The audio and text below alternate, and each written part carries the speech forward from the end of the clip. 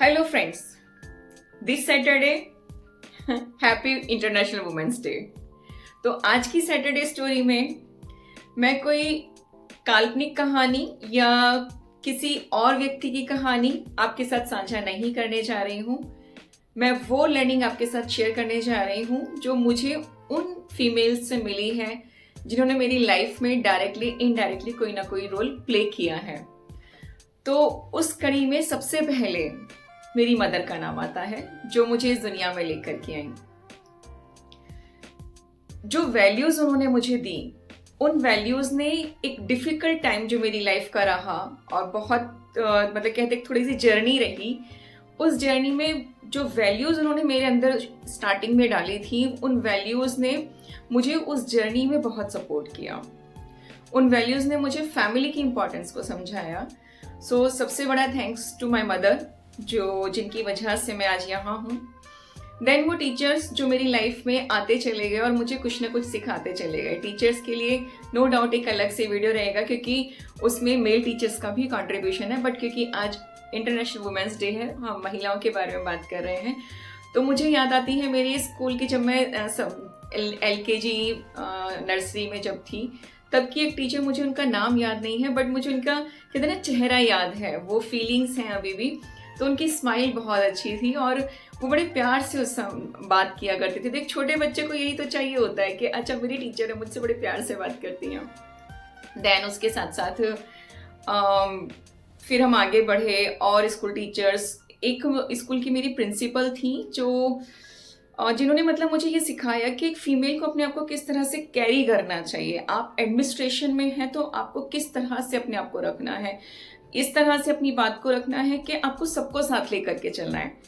आपको बात मतलब इस तरह से उस बात का दमखम होना चाहिए और इतनी प्यार से और इतनी नज़ाकत के साथ वो बात भरी हुई होनी चाहिए कि वो मान भी जाए और कोई वहाँ पर कंट्रोवर्सी भी नहीं हो, किसी तरह का तनाव भी नहीं होना चाहिए। तो वो चीज़ मैंने वहाँ उनसे सीखी।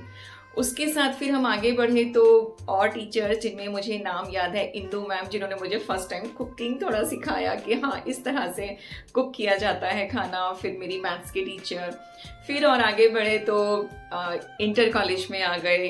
मैंने गवर्नमेंट स्कूल से पढ़ाई की है तो वहाँ पर मेरी फिजिक्स टीचर, उनके वो करली हेयर, और मैं एनसीसी में थी तो एनसीसी की हेड भी वही थी, तो उनके साथ मेरी बहुत अच्छी बॉन्डिंग रही।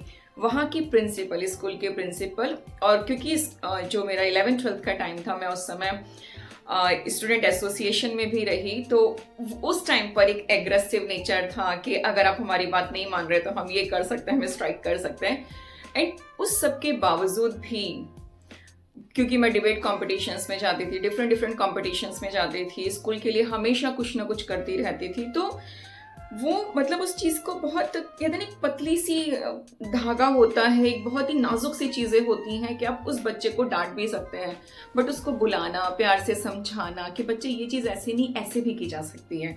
आप सोच रहे हैं 11th-12th में जब बच्चा है उसका लेवल कहाँ है, बट वो बच्चा अपना लेवल दिखा रहा है बट वो टीचर एक मैच्योरिटी से अपना लेवल दिखा रहे हैं। उसके बाद कॉलेज में आ गए तो कॉलेज के टीचर्स, उसके बाद मैंने पीजी किया तो पीजी में डॉक्टर अर्चना मैम, मैं उनको तहे दिल से धन्यवाद देती क्योंकि मैंने पीएचडी उन्हीं के अंडर में किया। और पीएचडी जिन दौरान मैं कर रही थी तो मैंने लोगों को कई बार सुना था कि उनके जो गाइड हैं उनके लिए क्या क्या मतलब होता है ना, बहुत टर्म्स एंड कंडीशंस होती हैं, बट जिस तरह से उस दौरान भी उन्होंने मुझे ग्रो होने में हेल्प की है, जिस तरह से उन्होंने वैल्यूज़ को दिया, वो फैमिली के साथ भी प्रोफेशनल लाइफ में भी उन्होंने बहुत कुछ ऐड ऑन किया। उसके साथ साथ फिर मैंने जॉब किया तो जॉब में जो प्रिंसिपल मुझे मिली जब मैं टीचिंग कर रही थी, उनसे मैंने बहुत कुछ सीखा। मेरी कोलीग्स हैं, उनसे मैंने बहुत कुछ सीखा। मेरे फ्रेंड सर्कल में जो मेरी फ्रेंड्स रही उनसे मैंने बहुत कुछ सीखा है। मेरी मदर मेरी दादी के बारे में एक चीज़ बताती थी कि क्योंकि मैंने अपनी दादी को कभी नहीं देखा, मेरे जन्म से पहले ही वो इस दुनिया से चली गई थी, तो बट मेरी मम्मा जब उनकी कहानी सुनाती थी तो वो हमेशा ये कहती थी कि अपना हाथ हमेशा ऐसे रखो, कभी ऐसे नहीं होना चाहिए। तो वो एक छोटे बच्चे के मन में वो वैल्यूज़ चली गई कि सोसाइटी को वापस देना है, ऐसे हाथ नहीं रखना है, आप जितना दे सकते हैं सोसाइटी के लिए, जितना कंट्रीब्यूट कर सकते हैं। तो ये फीलिंग लगता है कि वहीं से आई है। मेरी नानी जिनसे मैंने एक मतलब कहते हैं ना एक ऐसा रुतबा अपना रखना, क्योंकि उनकी 3 बेटियां, मेरी मदर 3 डॉटर्स थी, और जब नाना जी एक्सपायर हुए और ज़मीन को लेकर के जो भी इश्यूज रहे, how strongly she carry her. और मैं आज उन चीज़ों को देखती हूँ तो सच में मैं टाइम टू टाइम मैं एनालाइज कर पाई कि एक फीमेल गांव में है और उस ज़मीन जायदाद है, 3 बेटियां हैं, हर कोई आकर के खड़ा हो गया, बट कितना स्ट्रांगली उन्होंने उस चीज़ों को कैरी किया और उन सब चीज़ों को संभाला है, और अपने आप को भी मेंटेन करके रखा। अपनी हेल्थ को लेकर के वो जिस तरह से बातें किया करती थी। मेरी मदर, मेरी प्यारी प्यारी बेटियां जिन्होंने मुझे हमेशा हमेशा हमेशा सपोर्ट किया है।